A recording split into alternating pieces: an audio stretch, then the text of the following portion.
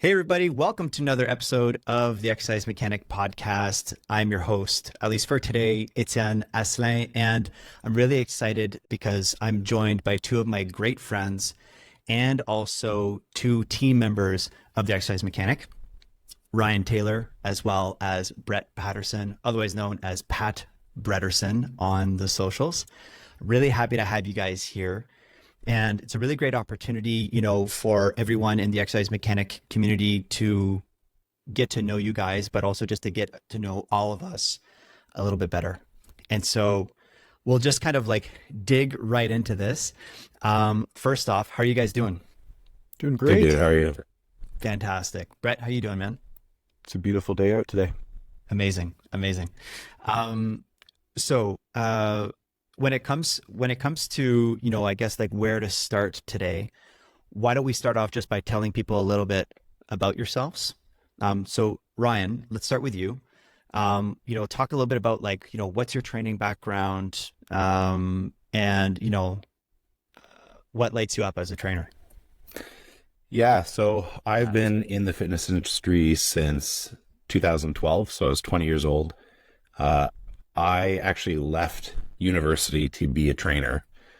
I always like telling this story. I think it gives people a little bit of an idea of maybe where my interests lie and why, especially now, I'm a little bit more on the education side of things. So I originally went to university for engineering physics. Had a pretty good scholarship. I was, excelled in academia. Had a hard time really getting interested in my first year. And even in my second year, the particular stream of academia I was in, I knew I wasn't that interested. And I had taken a class back in high school called exercise science that I really, really enjoyed. I was already very gung-ho into fitness and athletics. So I essentially made a decision in the middle of one of my programming classes. But I was like, well, I don't want to do this. And I got up, I walked out of the lecture, I went to my student services, I switched all my courses, I switched universities the following semester into a human kinetics program, started working as a trainer that December, and then I've been in the industry ever since. So worked as an in-person trainer for nearly 12 years, started my own business in, I believe it was May of 2023, started doing that full-time September of that year. So that alongside working, for the exercise mechanic is predominantly how I spend my working hours now. What was your second question? About what's something that lights you up? What do you love about the fitness industry? I think something that in a very reductionist way, something I really like about fitness is it is a discipline that you can't fake. So what I mean by that is there are industries where, let's take finance, nepotism is certainly something that's strong within a lot of industries. People get ahead, maybe not necessarily because of their own effort that they put into it. And that is an impossible thing to do within fitness. You absolutely get out of it what you put into it. And there's something really simple about that I've always enjoyed. Yes, there are elements about working with clients and, I'm a big fan of learning more, research that comes out. But I think in a very simple way, that's always been the thing that's drawn me to fitness is that you do not succeed at it unless you put the work in. Love that. You and I have had many different conversations, many conversations over the years, and I haven't heard you touch on that before, I don't think. It could also be that I just have a shit memory, which is very, very possible. But that's cool, man. I dig that. Well, there's something, and then I promise I'll let Brett talk. It's, I think something I always found really interesting as I reflected upon it is I always had a balance of academia and sport. So, like I said, I had an academic scholarship. I was also somebody who played on 5 sports teams in my last year of high school. And in a weird way, one of the reasons why I was drawn in particular to training is I actually wasn't that good at it. So I always tell the story. The very first time I ever did a bench press, I was 14 or 15. I had 65 pounds in the bar, and I got absolutely, am I allowed to swear on this, by the way? Oh yeah, totally. Let I it got rip. absolutely fucking stapled. Yeah. Like all of my might could not move the bar off my chest. Yeah, he was 45 pounds. I got Yeah. pinned. Yeah. And in a weird way, I loved that. Yeah. Because academics for me were incredibly easy. I was that guy that never studied for anything, and I graduated with like a 94 average. So I actually was really drawn to this thing that I didn't have kind of an inherent skill at. So yeah, anyway, just to kind of wrap up, that was something I really liked about it, is that I wasn't very good at it, and I got better at it by working at it. I love it. I love it. Brett, Cool. the silent assassin. Tell us about you, man. I was kind of in the same boat, Ryan. I'm not a natural athlete, but I came from a family of athletes. My grandfather was an Olympic decathlete. My mom was like an Olympic level swimmer. My dad played semi-pro football. My brother was the better athlete of the family, but I just like, I don't know, whether it was something in my brain, I just like needed to work at it and like needed to get better at it. So I played so many sports growing up, in very different sports. My main ones in high school were football, alpine skiing, rugby, and triathlons. So a lot of kind of different things. And I realized I had to train very differently for those different sports to succeed at them. So that was a big part of my upbringing. And, you know, because my dad and my mom and my grandfather were all coaches, I got into coaching skiing after that, and I'm still a part of that. I'm currently the head coach of U Ottawa's alpine ski team, and started my degree in kinesiology. And I've got a lot of different interests, and decided I was sick of kinesiology about partway through and switched to a French lit degree, which is what I graduated in. So I came full circle and ended up working in the fitness industry, but took a few years to kind of find myself and figure out that was where I wanted to go. Worked a few jobs in kind of fitness adjacent things, you know, managing a gym, managing an indoor obstacle course with like kind of an educational component for kids. And then eventually got hired as a trainer at this kind of hippie bougie gym called Epic Fitness, where I met Etienne. Yeah.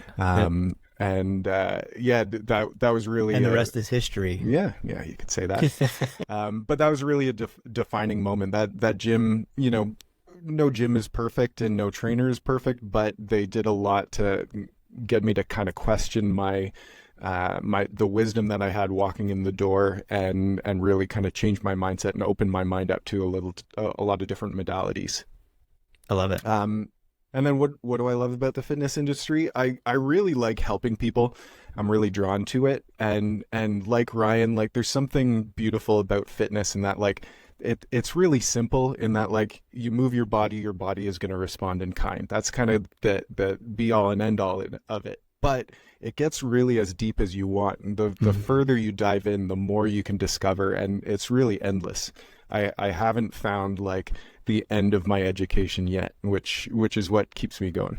You know, it's interesting. I've had, over the course of the past 2 months, I've been doing a lot of market research and interviewing a lot of trainers. And it's really interesting how what you just highlighted there, Brett, is it has come up on pretty much every single call with the trainers I've spoken with.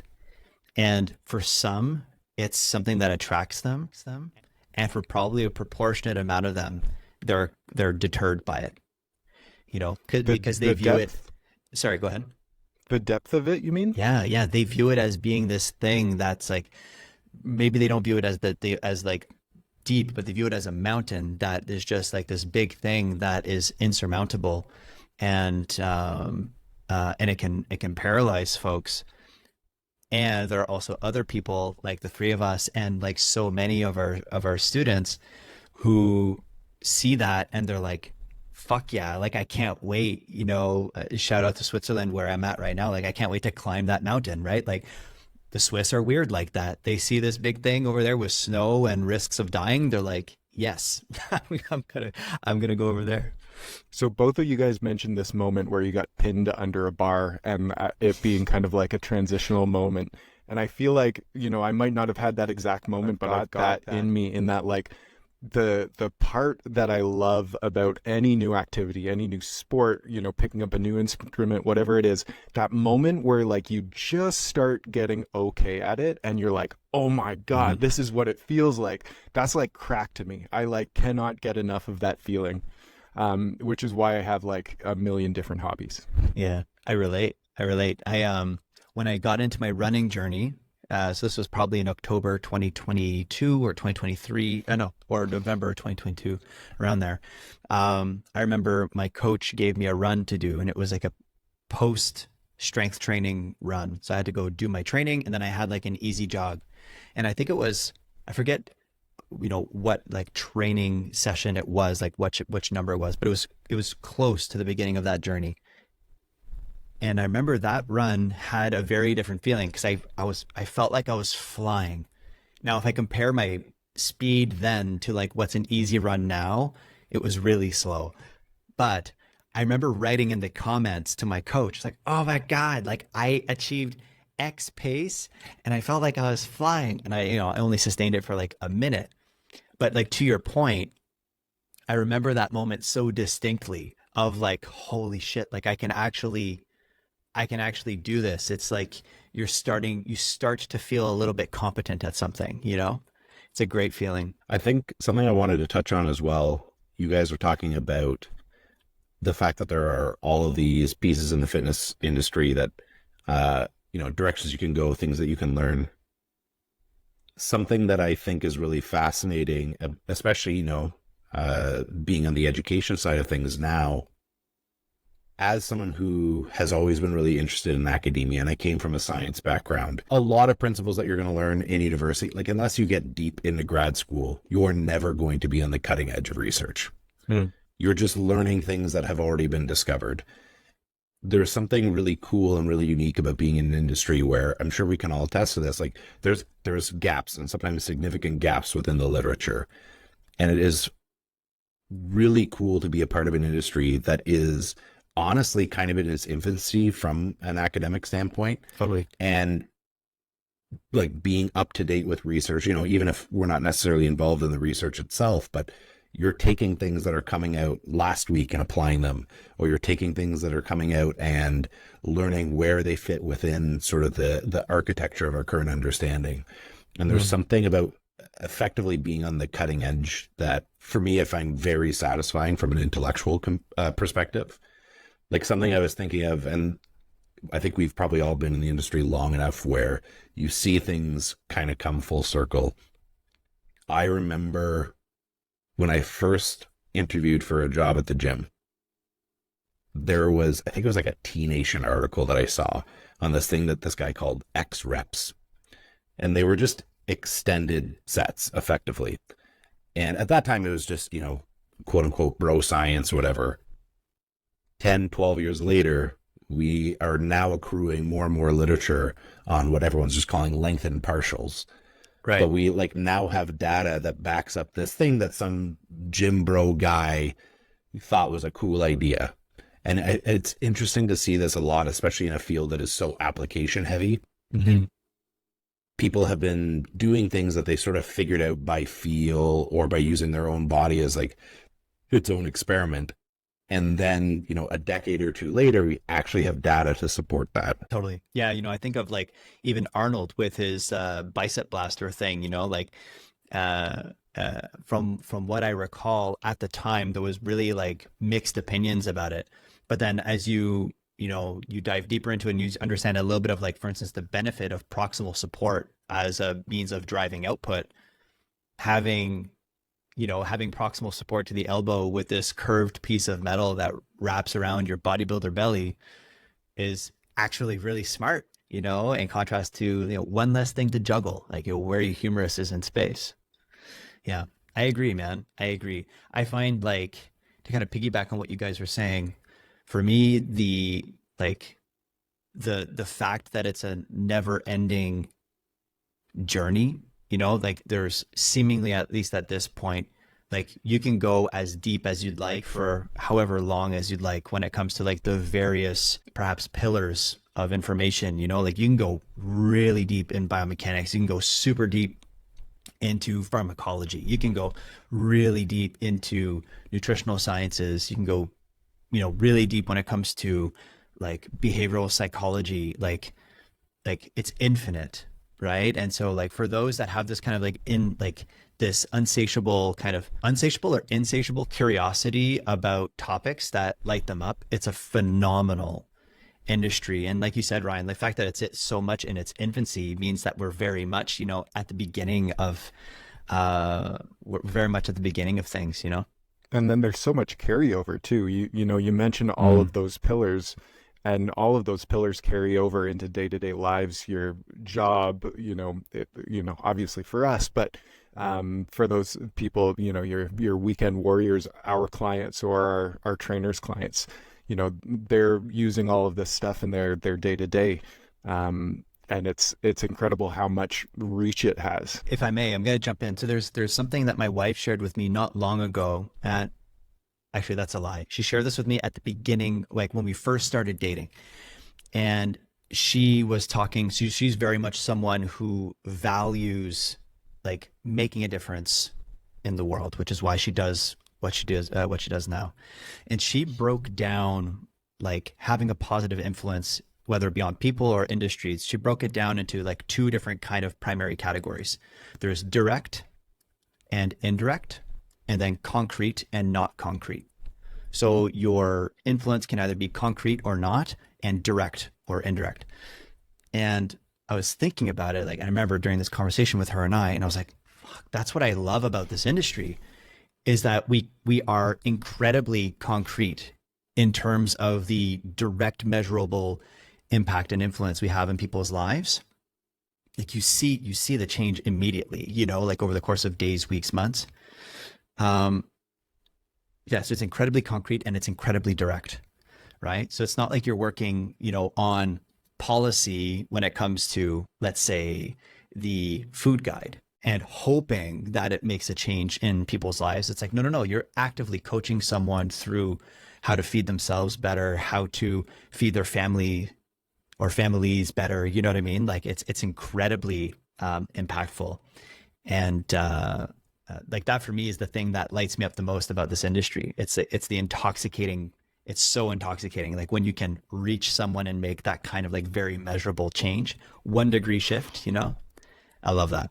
Do you think naturally as your reach broadens, like, if you're working with larger and larger and larger populations, do you think naturally the advice gets less and less concrete when you do that?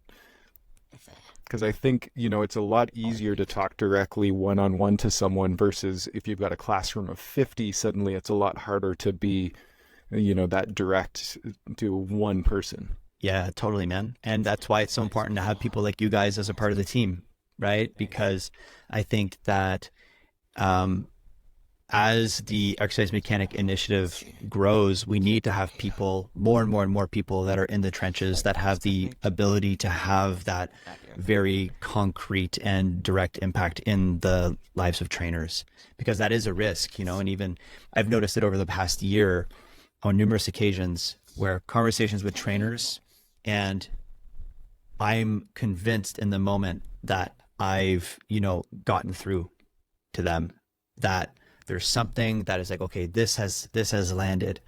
And then you connect with them later and maybe it landed, but not quite, they didn't grasp it. Or maybe that thing just went completely over their head. And to be very, very clear, I'm not saying that to knock people. That's just the process of learning. Like, it's messy and you need to revisit things 100 times. My fucking wife has told me certain things 200 times. Brett, you've been happily married for a long time. I'm sure it's the same thing for you, and your wife could probably attest. But yeah, man. So no, absolutely to your point. And that's why it's really important to have a dynamite team. Great segue into what the Exercise Mechanic is all about and what we want to do with it, isn't it? Yeah, totally. Is that a question? I sorta. I don't know. I was just trying to naturally move the conversation over. It seems like we were talking about it anyways. Yeah, totally. Before we do that, Ryan, is there anything you want to add to that, man? Well, something I was thinking, and I think this conversation's all headed in the same direction. I think because we're people that all value education and the impact that that's had on us, as professionals. Like I think for myself, one of the big turning points was when you and I went down to Toronto and you were the instructor for the RTS program. Mm-hmm. So I consider that probably to be the biggest like before and after moment for myself, like as a professional. Cool. Also because it was the most outside of my comfort zone that I had been pushed. And I think I remember giving you some pushback, which is funny looking back on it because I certainly consider my younger self wrong. But I think of the impact that had on me as a student. And then I guess sort of trying to seamlessly segue as Brett tried as well. It's all good. We'll bring it back. I think being able to be on the other side of the room now, Yeah. I think of how impactful those moments. And I've had a couple of moments, courses I've taken, educators that I really liked what they had to say that were sometimes very clear light bulb moments, or sometimes moments that made me very uncomfortable that pushed me to find answers that then changed kind of my outlook. Myself being involved now with the exercise mechanic, I think hopefully being able to influence other fitness professionals generally, kind of at the start of their career in that same way is something that I'm really looking to do. And we've had the opportunity now a handful of times to do that through some of the in-person courses. And it is certainly something I think that's really satisfying. I think we've all worked with clients here, and there's one thing to impact somebody, in a positive way where, maybe you've helped them lose weight and that improves their quality of life, for example. But it's also something cool to help somebody maybe look at something that was once just a job to them that now maybe they view as a career, and you're pushing them forward as a professional within the industry that served us so well. Yeah. Yeah. I love that.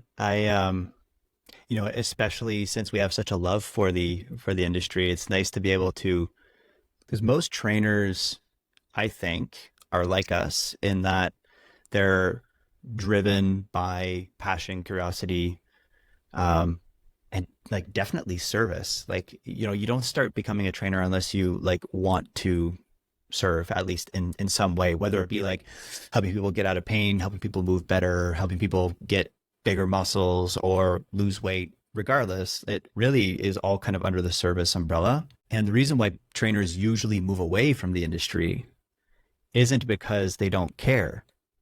It's because they're struggling. And maybe they don't see a way through, to make the income that they need to make to, live the life that they want to live. Or maybe they just don't think that it could fit in their lifestyle, who knows? And I can agree and very much relate to what you said, Rai, in terms of like being able to see those light bulb moments where a trainer gets reinvigorated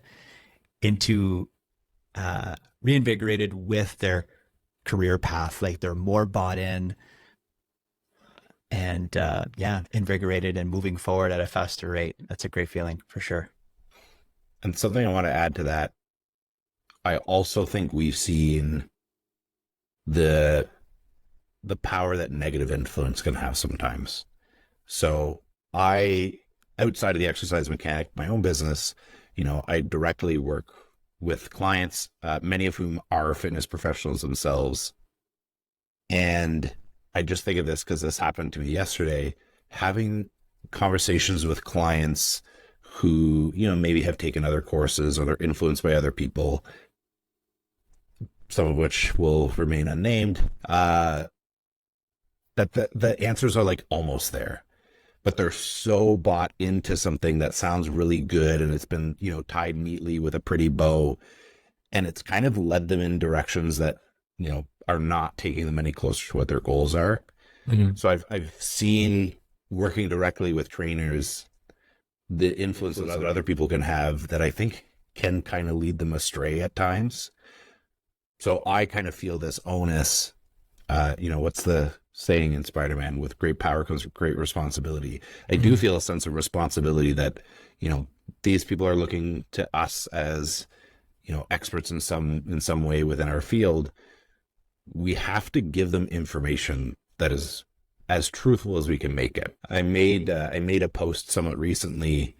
I hate marketing myself, but that was something that I had said that myself as a coach, being now in the education realm, I'm not allowed to be wrong. Like, we have companies that make millions of dollars a year that contract out to us to teach their trainers. We don't have the luxury of saying something that's incorrect, So I think of just how important it is for us to deliver information that's not only impactful, but doesn't lead people astray.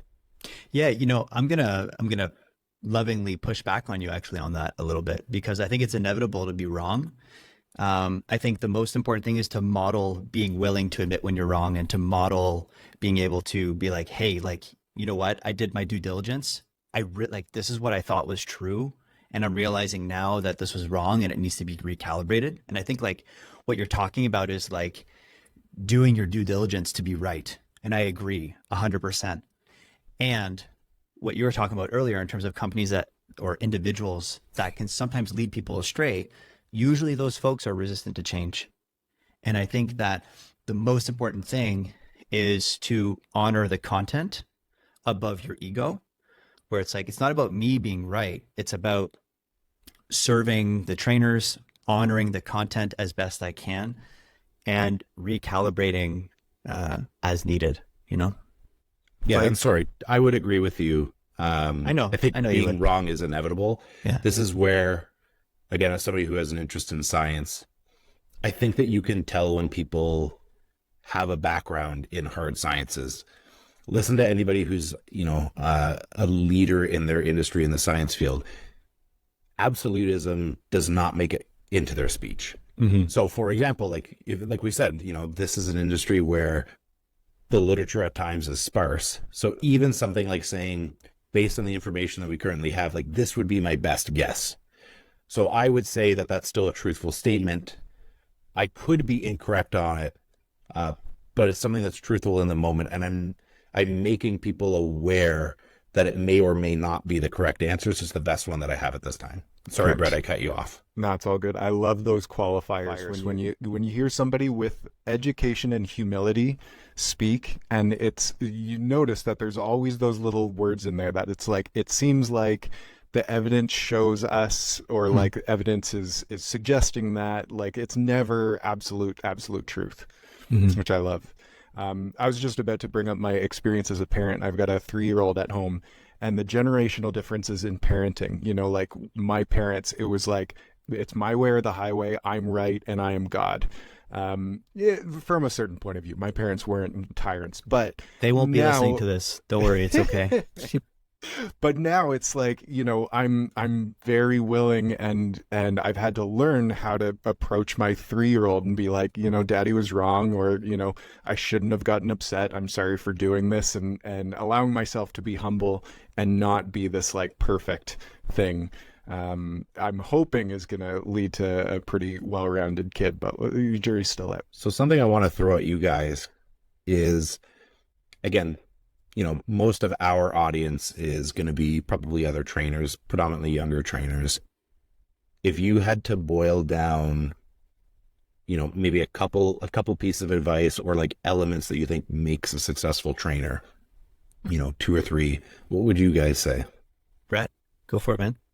I would say following some people with different opinions, if you're on social media, or just seeking out people with different opinions, even if they're totally conflicting opinions, I think it's really important to hold space in your mind for nuance. Neither of those people might be absolutely wrong, but holding space for it and allowing those thoughts to simmer and consider them from an unbiased viewpoint is really, really important, and not just getting dogmatic, like I follow this person and believe every single thing that they say with utmost certainty. But then along the same lines, learning how to read an academic study. Like, you don't have to be perfect at it, but kind of knowing, if this study has 6 people and no control, maybe the information isn't quite as good as this, meta study that looked at 200, different studies of the same quality or a better quality, Yeah, totally. I, on that last point, like, that's why, like, in the next round of the internship, that's something that we're practicing to an even greater degree, because it is really uncomfortable. And especially if you don't know where to start, that in and of itself can deter people from, like doing the research, I think, on my end, your question was like, what's like the few things to like help trainers, I guess have successful careers, right? Yeah. Yeah. What I would say, everything that Brett said, and what I would say is people first is for me, or has been something that has saved me countless times. So just remembering that your clients are not numbers, it's not just client number, 8 or 20. It's like, no, this is Sandra who is, has shit going on at home, and like she's her own person, and she's like had stuff going on in her life, etc. Or here's John, and same kind of stuff. But always taking a people first approach has provided the context for all of the other, or the vast majority of the other decision making when it comes to like, how am I going to engage with this person? Like, what are going to be the interventions when it comes to the exercises we do, don't do, how I coach them, the language I use, don't use, you know what I mean? Always comes back to people first. And then the second piece of advice, I would say, there's a lot of things I want to say here, but the other one that I'll say, because it's fresh in my mind, because Brett used one of my favorite words, which is nuance. One of my mentors at the beginning of my career, I think I was in like my first year of training. I had done a kettlebell course, and I did check advanced program design. So I was just like, I fucking know everything. Get out of my way, kettlebells for everybody and TVA work. And like, that's it, I'm joking, but only a little bit. My first mentor told me, if you're not comfortable with nuance, you're in the wrong profession. Like, if you're not comfortable with that, leave, type of deal. And I really looked up to him. And so I really, really took that to heart. And that's been something that has really served me well. And it's a big, big part of the exercise mechanic as well. Ryan, how about you, man? So I agree wholeheartedly with both of you guys, some points you brought up. What I would add to that, if I wanted to say two things that are maybe more practical, because I think especially some of the inherent skills that you have and that you should develop, I think there's a lot of things that we could discuss there. But I would say, based on people who I've seen with sustained success within the industry, two things I've seen most commonly. The first is almost all of them start in a corporate gym. Many people will move on from that, and I think that's great. But I genuinely think, there are negatives to working in corporate gyms in the same way that there are negatives at any job. And I came from that. I think, we all came from that in some degree. But I think you just had a smaller gym, so you maybe had a slightly different experience. And while that's not something I would ever go back to at this stage of my career, there were things that I learned under the safety net of a corporation that served me very well. Mm-hmm. So like, sales don't freak me out. I'm very comfortable like running my own business and schedule, etc. And I had the opportunity to make mistakes with clientele still coming in through the door. So I think that's kind of the first thing is I think that even if it's not terribly sexy, I think that starting off in a corporate gym your first few years and leveraging their resources is a great idea. Mm-hmm. The second thing is I think that it's really important to be in the trenches with your own training. Mm-hmm. Whether that is running or skiing or powerlifting or bodybuilding, whatever it happens to be, because I think that accomplishes two things. I think this is an industry that people need to look at you in a half second, decide if you're credible or not. And, you could have somebody who is the most intelligent person, most educated person in the world when it comes to nutrition and weight loss. And if they are out of shape, there are going to be people that look at that and they just don't approach that person, whether that's fair or not. So I think there's an element of being in the trenches that just drives credibility for you. And I do sincerely think that there's something ETNO, just because you had done the marathon training over the last couple of years, how much more bought in were you with fitness in general when you had your own goal and you were training really hardcore for it? Tremendously. Yeah. There's just this trickle down effect when you're in it. So those would be my two biggest things: is start a corporate gym and take your own training seriously in whatever avenue that happens to be. Totally. It's a really great way to experiment and learn things as well. I know, like, after I did the RTS program, I was the guinea pig, every single workout I would do, I would play around with various exercise setups, whether it be like using pulleys or dumbbells, trying to find creative ways to drive perhaps a better stimulus, so yeah, I totally agree. We're going to be wrapping up soon, boys. But before we do, what would be one thing that you'd like to leave the listeners with today? One thing, one last opportunity to drop the mic metaphorically before we wrap up today. I think more than anything, this was a phrase that my very first boss ever left me with. And it's simple, and I think it wraps everything up, but it's give a shit. All the things we talked about, like the things that, all the qualities that we think would make a good fitness professional, all boil down to giving a shit and wanting to get better. Like, give a shit about your clients, give a shit about your own career, your own pursuits in fitness, etc. So I was really trying to come up with something funny, but that was the thing that I thought of the most. So I thought you were going to go with Jamie's quote of, like, be a good person and carry a big stick. Yeah, that's what I thought you were going to say. I'll share that to give Brett more time to think. I clearly am okay talking. So my first boss, name was Jamie, had this sort of saying, and for context, for people who don't know, he's like one of the scariest looking human beings you've ever seen. Yeah, totally. Really nice guy, but like, I would never want to look at him the wrong way just in case. Yeah. So he had this thing where his three rules in life, which were originally two, and then he added the third. So it was people aren't assholes. And what he meant by that was, don't assume malice initially. Sometimes we'll just make mistakes. It's like, we've all cut somebody off on the road.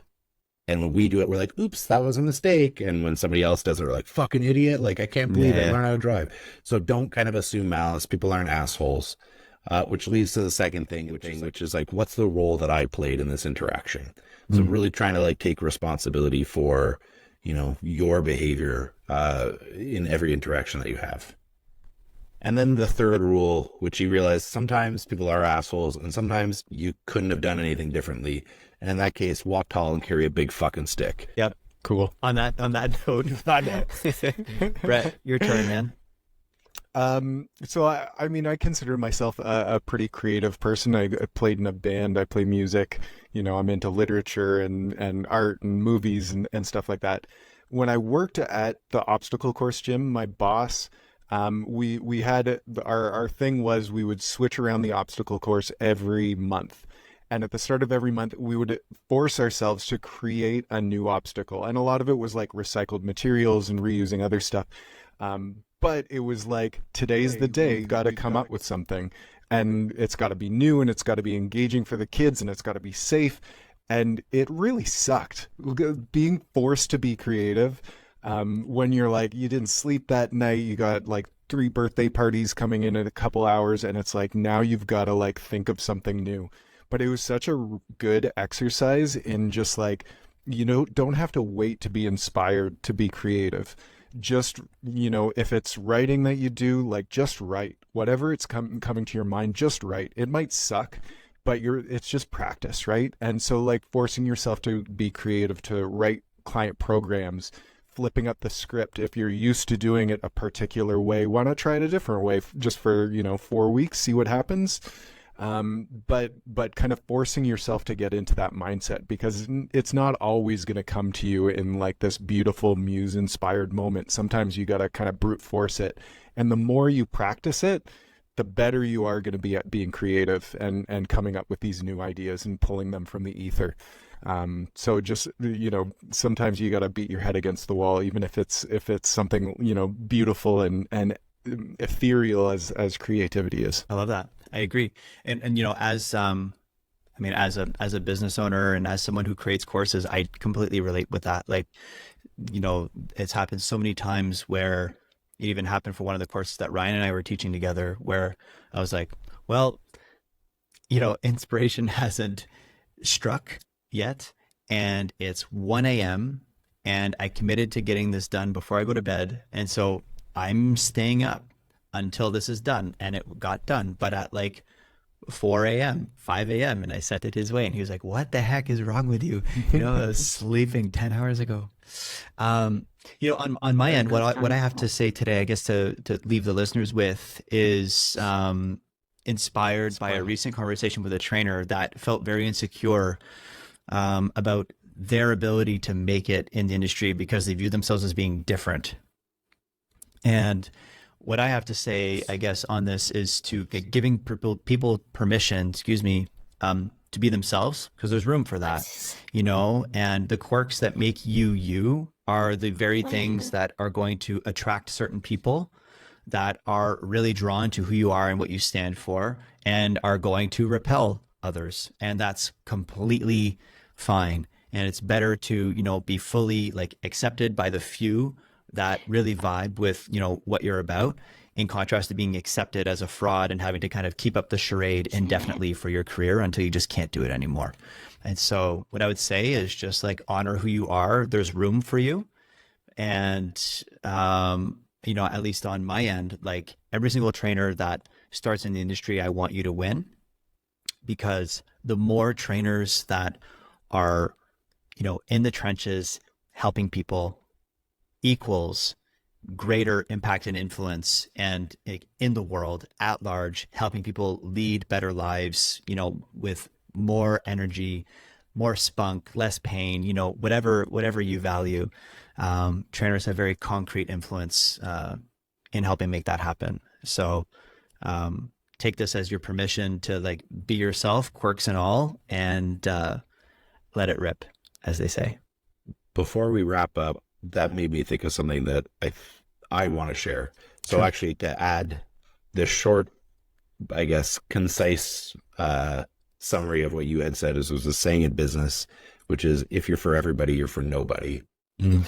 So I think be yourself. That's going to be the thing that draws people in. If you look at, we're all, especially in the fitness world, we're all in the social media world. The people with big followings are not cookie cutter. They're people that have unique qualities that stand out and make people want to follow them. Yeah. But something I think that is important, because as you said, a lot of people early on in the fitness world really struggle. It is very much an industry that you kind of dive into the deep end and figure out how to swim while you're there. Mm-hmm. I think a lot of people struggle seeing where they can really make a living out of this, as opposed to it just being, a stepping stone job before they get their real career. So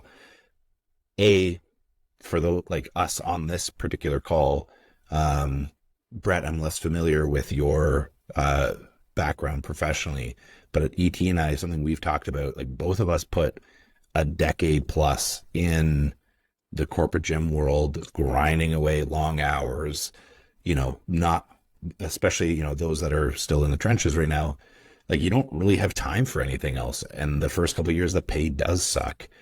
And we're both people who literally get to do what we love now. We both run our own businesses. We travel to teach. I'm flying to Vancouver to see a client shortly. I'm flying to the Olympia and meeting up with people there. We're a testament to, if you just keep putting the work in, you can do some pretty cool stuff in this career. And I've spoken to people, I won't name names, but I've spoken to people who are in the industry that I know personally, that they literally make over $1,000 an hour working in the fitness industry. Mm-hmm. They're obviously the outlier, but there is money to be made in the fitness world. So I think that if you do all the things that we had talked about and give a shit and all of that, there's a legitimate career to be had within this industry. Absolutely. And to add on that, stay tuned to future episodes because, in the future, it's not only going to be episodes of the two and the three of us, diving into various topics and concepts that are going to be applicable to your careers, but we're also going to be hosting really interesting guests in the very near future, as well as in the distant future, as a means of helping you have greater impact in your careers with your clients, and to love every single minute doing it. So on that note, we're going to wrap up there. Thank you, Ryan and Brett, for being here today. I really appreciate you two. Thank you for everything that you guys bring to the Exercise Mechanic. We're just getting started, and I'm really excited for not only future episodes, but continuing to crush this thing with both of you arm in arm. So thank you so much. And until next time, everybody. Yeah, thanks, brother. Take it easy.